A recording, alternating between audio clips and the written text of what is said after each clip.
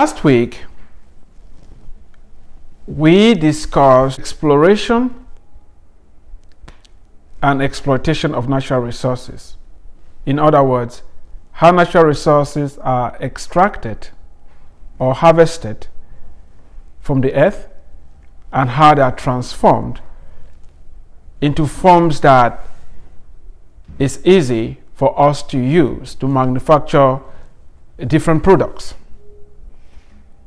We realize that most of the natural resources that we have, we cannot just use them directly. After extraction, some transformation has to be done. And we call this extractive process.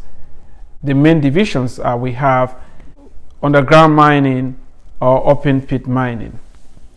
In some cases, like artisan mining, you can do panning. But the major divisions we have is open pit and underground mining.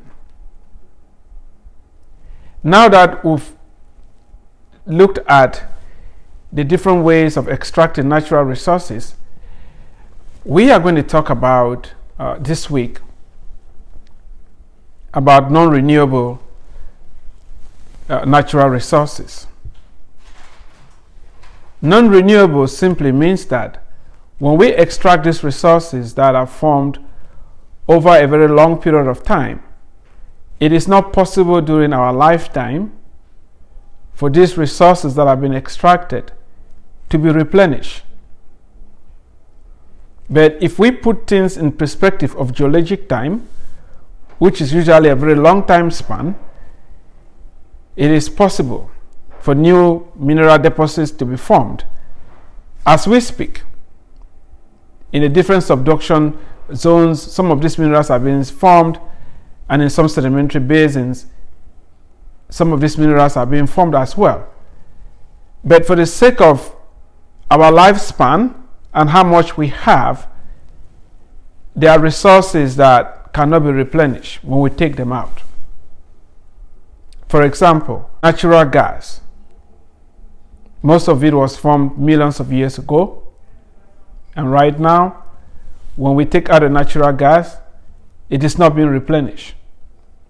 Another resource that our civilization is heavily dependent upon is crude oil. Each barrel of oil that is extracted, which right now we extract millions of barrels a day, each barrel that is taken out, there is nothing being done to replenish it. It means when we take out that barrel, we either put it in our cars and we burn it. That is it. Other non-renewable resources will include iron ore, bauxite, lithium,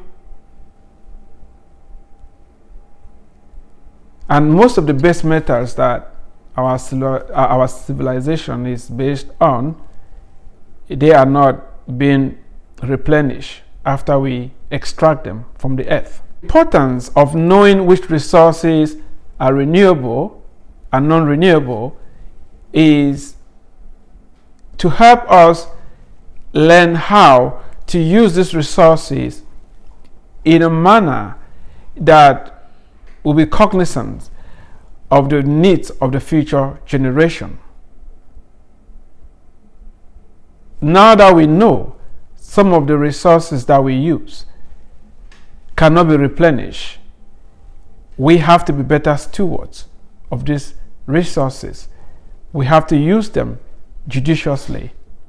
We have to be cognizant that the future generations are also going to need to warm their houses, are also going to need to have a fast means of transportation. They are also going to need to have comfortable places to live in. One other important non-renewable resource that we use is coal. A big chunk of our electricity comes from coal power plants. So each time you turn on the light, you sit behind the wheel, be aware that the majority of the components of that car the electricity, how it is generated, we are using non-renewable energy sources. And so at times, we may have to cut back on some of those trips we make to the store. We may have to be more conscious of turning off the lights when we're out of the rooms and we're not using them, and setting our temperature during either the winter or the summer in a way that we conserve some energy. If we did that, we're going to use less, and if we use less, it means the rate at which these resources are being depleted is going to slow down. Hopefully, the future generation, they are going to have something for them to use to make their own lives as comfortable as ours has been. Once more, it's been an exciting and rewarding experience interacting with all of you. And if you have any difficulties, you have any questions, you have any challenges, let me know.